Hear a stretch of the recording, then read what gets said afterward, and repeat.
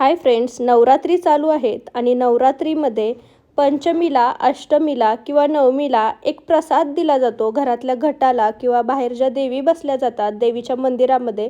तो म्हणजे कडाकण्यांचा. काही ठिकाणी या कडाकण्यांची माळ केली जाते किंवा हा असाच नैवेद्य म्हणूनही दिला जातो.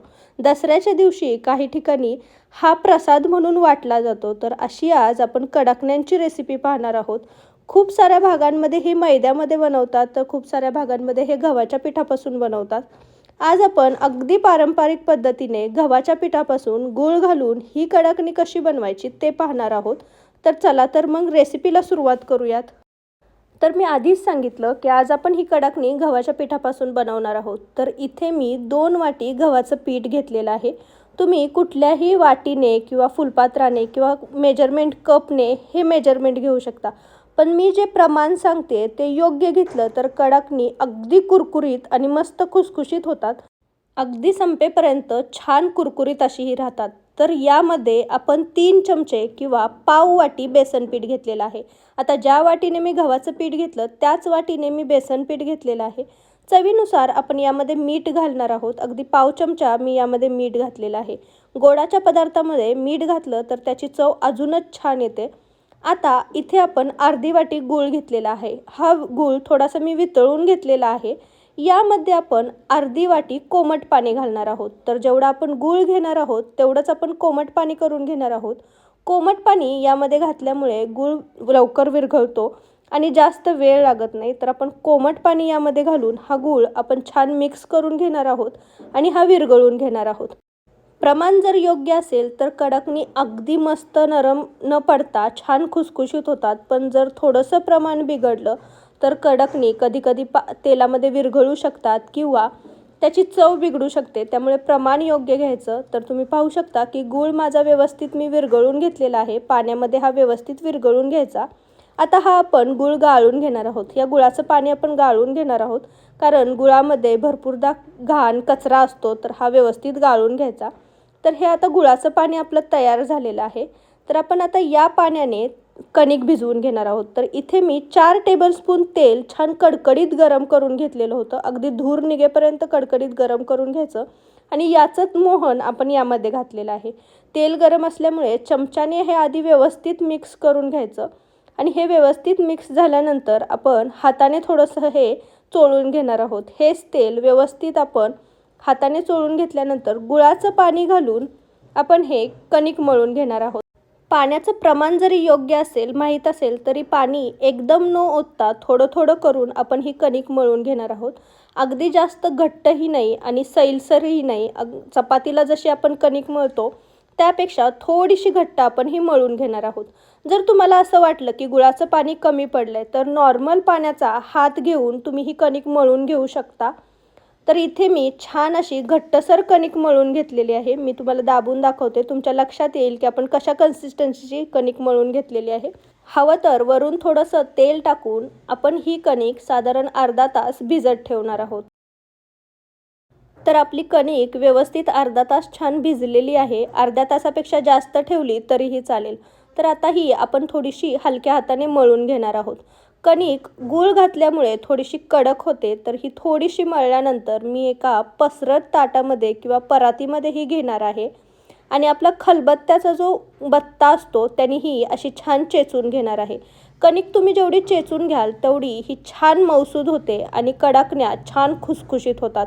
त्यामुळे मी ही छान ताटावरती चेचून घेतलेली आहे. तुमच्याकडे जर खलबत्ता असेल तर तुम्ही त्या खलबत्त्यात चेचून घेतली तरीही चालेल किंवा फूड प्रोसेसर असला तर फूड प्रोसेसरमध्ये थोडीशी फिरवून घेतली तर अतिशयच उत्तम. तर ही आपण अशी छान मऊ करून घेतलेली आहे. साधारण 5 ते 7 मिनटं ही मी छान चेचून घेतली आणि ही छान मळून घेतलेली आहे. तर आता आपण याचे छान गोळे करून घेणार आहोत. तर पुऱ्यांच्या आकाराचे छोटे छोटे गोळे करून घेणार आहे मी.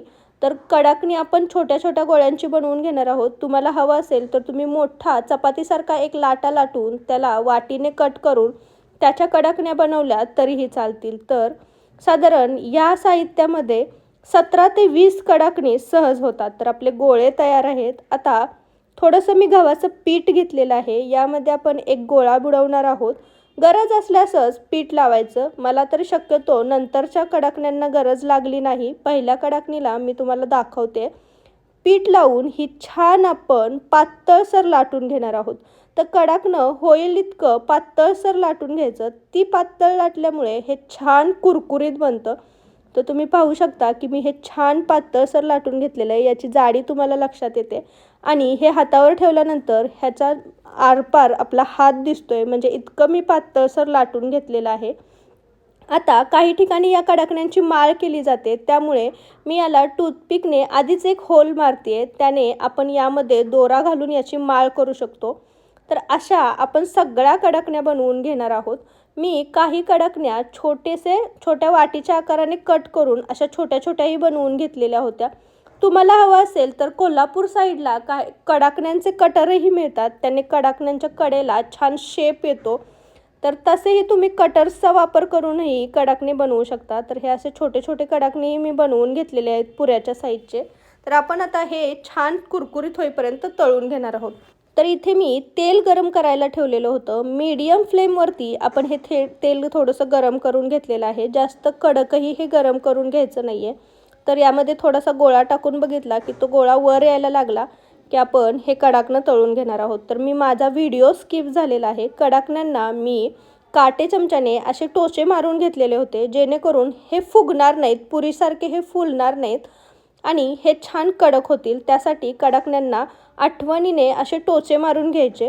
तर ही कडाकणी आपण छान गोल्डन ब्राऊन रंगावरती तळून घेणार आहोत. यामध्ये गुळाचा वापर केला आहे, त्यामुळे ही जास्त तळायची नाहीत, नाहीतर त्याला काळपट असा रंग येऊ शकतो. तर साधारण एक कडाकणं तळायला 1 ते 2 मिनटं खूप झाले. तर तुम्ही पाहू शकता की याला एका साईडने छान असा आता गोल्डन ब्राऊन रंग यायला लागलेला आहे. तर आपण हे तेल निथळून हे कडाकणं काढून घेणार आहोत. आपलं कडाकणं छान तळून क्रिस्पीसर तयार झालेलं आहे. तर याला कलरही छान आलेला आहे. तर अशाच प्रकारे आपण सगळे कडाकणे तळून घेणार आहोत. तर अशी ही आपली सगळी कडाकणी छान तळून तयार आहेत. तुम्ही पाहू शकता की ही छान कुरकुरीत झालेली आहेत. ही मस्त क्रिस्पीसर होतात आणि ही संपेपर्यंत अगदी शेवटपर्यंत अशीच कुरकुरीत राहतात. तर अशी ही खमंग कुरकुरीत अशी कडाकणी आपण गव्हाच्या पिठापासून बनवली. यामध्ये कोणत्याही प्रकारचा मैदा वापरलेला नाही आहे, त्यामुळं ही अगदी पौष्टिक आहेत खायला. तर अशी ही कडाकणी तुम्हाला कशी वाटली मला कमेंटमध्ये नक्की सांगा. रेसिपी आवडली असेल तर रेसिपीला एक लाईक नक्की करा आणि तुमच्या फॅमिली आणि फ्रेंड्ससोबत नक्की शेअर करा. तुम्ही जर माझ्या चॅनलवर नवीन असाल तर चॅनलला नक्की सबस्क्राईब करा आणि जवळचे बेल आयकॉनही दाबा. त्याने माझ्या चॅनलवरच्या नवीन नवीन रेसिपींचे नोटिफिकेशन तुम्हाला मिळत राहतील. तर पुन्हा भेटू अशीच एक रेसिपी घेऊन. तोपर्यंत थँक्यू. आणि या कडाकण्यांचा नैवेद्य तुम्ही नक्की यावर्षी नवरात्रीमध्ये घटांना दाखवा. तुम्हाला सगळ्यांना नवरात्रीच्या खूप खूप शुभेच्छा.